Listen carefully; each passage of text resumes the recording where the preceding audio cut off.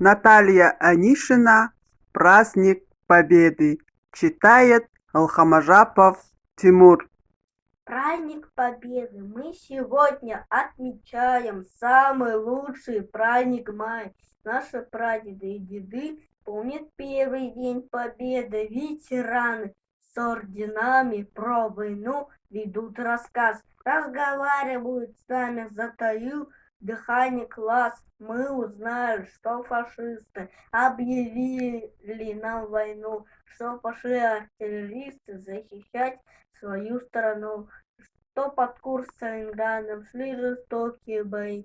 Наши деды там награды заработали свои, что в блокаде оказался чудный город Ленинград, но врагам в плен не сдался, не попятился назад.